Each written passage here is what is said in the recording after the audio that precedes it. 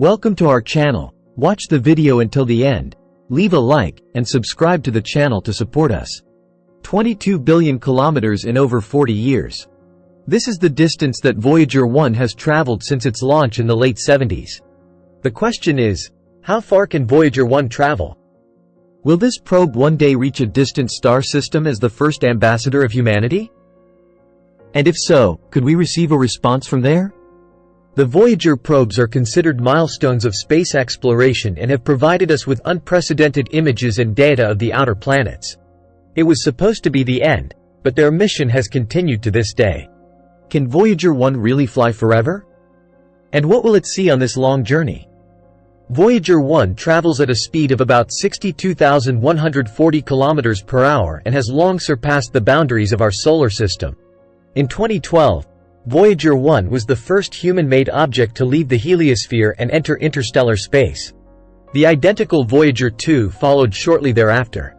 Since then, the two Voyager probes fly farther and farther into the open universe, each on completely different routes, and no one knows exactly what they will find there.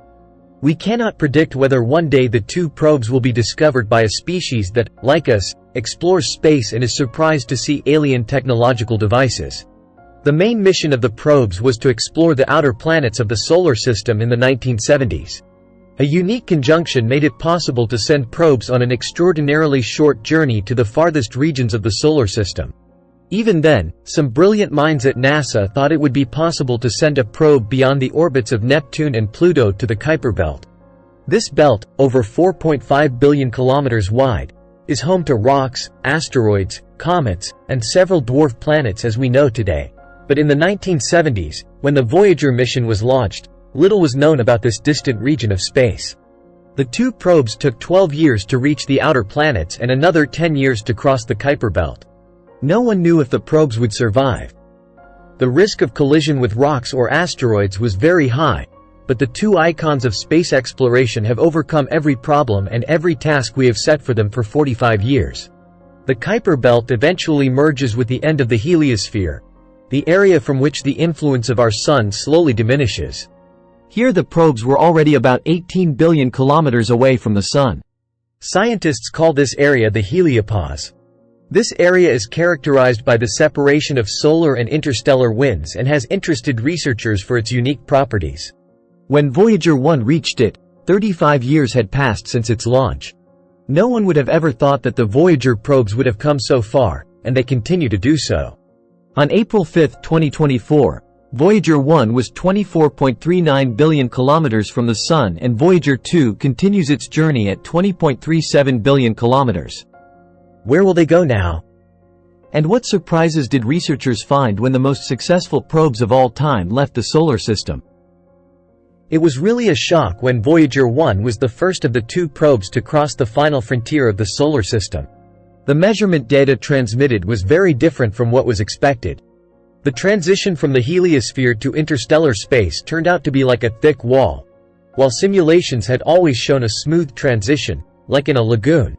The flight through this unexpectedly tough threshold raised new questions about what the interstellar medium is really made of. Until then, all data related to this region had been purely speculative. Shortly after the passage, Voyager 1 provided for the first time real data from open space. And here was the next surprise. Although the particle density had decreased drastically, as expected, there were still more particles than expected. This, along with a pressure ratio probably completely different in the transition to open space, is now causing an accumulation of particles and radiation inside the solar system, creating a dense yet wall. Voyager 2 confirmed the measurement results when, years later, it crossed this threshold in a completely different position. In that case, too, the relatively hard and abrupt end of the heliosphere was revealed. The heliosphere acts as a protective shell for our solar system, formed by the continuous flow of particles from the Sun. It envelops the star and all its planets in a protective cloak that shields them from harsh interstellar radiation. At this magical threshold, researchers also hope to learn more about the interaction between the solar system and the rest of the universe. Our Sun is not stationary in space but orbits with its entire system of planets, moons, asteroids, and comets through the galaxy we call the Milky Way. Much like a car moving through air, leaving behind streams and exhaust gases. Our star system must also leave traces in the interstellar medium and interact with it. Who would have thought that these two probes could fly forever? Did you ever think that these two probes could be the most long-lived ambassadors of humanity? Engineers assembled the probes in record time, with a minimal budget. Time was crucial, as the launch window was only open for a few years and the opportunity for a conjunction of all the outer planets occurs only once every 176 years. The core of both probes consists of a sturdy multi-sided structure made of aluminum and titanium, both materials known for their durability and resilience and have proven themselves thousands of times against the harsh conditions of space. This robust and sturdy basic structure forms the backbone of the probes and has decisively contributed to the great success of the mission. The most noticeable feature is undoubtedly the large high-gain antenna, similar to a dish, with a diameter of 3.7 meters. Like an ear listening, the antenna is always pointed towards Earth, allowing the probes to communicate at incredible distances. A signal now travels for more than 2 hours with the radio traveling almost at the speed of light. The signals are received on Earth by the Deep Space Network, a network of 3 high-performance antennas located in California, Spain, and Australia. The Deep Space Network not only transmits the signals of the Voyager mission but is also used by NASA and other space organizations to communicate with distant probes or spacecraft. At the beginning of the mission, it was not clear whether radio contact with the Voyager probes would continue beyond the Kuiper Belt. The mission beyond the outer planets was a bold adventure, and it is nothing short of a miracle that the link is still stable after more than 45 years and at a distance of over 20 billion kilometers. The Voyager probes have already made indelible history, and their mission will not soon be surpassed. Naturally, this long journey also required a propulsion system for navigation and course correction.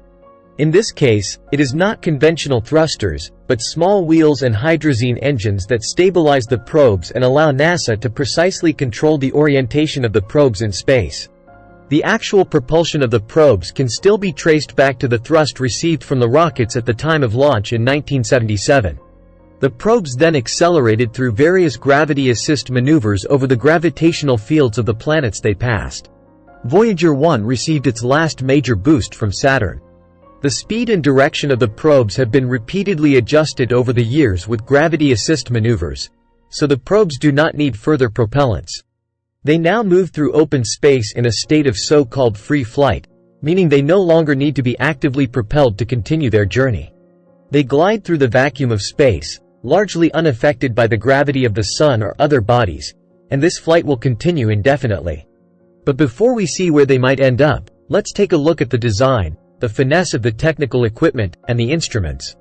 Both probes house an entire arsenal of scientific instruments that have been strategically placed above and within the body, well protected by a robust structure and special radiation shielding. The instruments have been able to explore various space phenomena for an incredibly long time. From the first fascinating color photographs of the outer planets to the magnetic fields and compositions of interstellar particles, it is truly an engineering feat that this technology has accomplished and is still functioning today. One can think of this technology like old cameras that still work today, while modern digital cameras often break down after just a few years of use or simply are no longer supported. Most of the measurement devices and cameras have been turned off for years to save electrical power, which comes from radioisotope generators that convert the heat generated by the decay of plutonium-238 into electricity. These long-term batteries will probably provide electricity for about another 5 years. By around 2030, NASA must expect to lose radio contact forever. How far can Voyager 1 travel? It is possible that the probe could fly into a distant star system and become stuck on a planet. However, it is much more likely that both probes will continue their trajectory through open space. But they would take thousands of years just to pass the nearest stars. Calculations have shown that they might be Gliese 445 in the constellation of Camelopardalis and Ross 248 in the constellation of Andromeda. Presumably, the two will continue flying until they detach, thousands or even millions of years from now. No one knows how the interstellar radiation and temperatures of about 273 degrees Celsius will affect the material of the probes over the long term. Another stress factor is represented by the sparse particle flows, which are rather scarce in open space. Moreover, We cannot rule out the possibility that the Voyager probes might encounter smaller errant rocks or micrometeorites, which over time could erode the probes. The probes have been bolted, riveted, and in some places welded.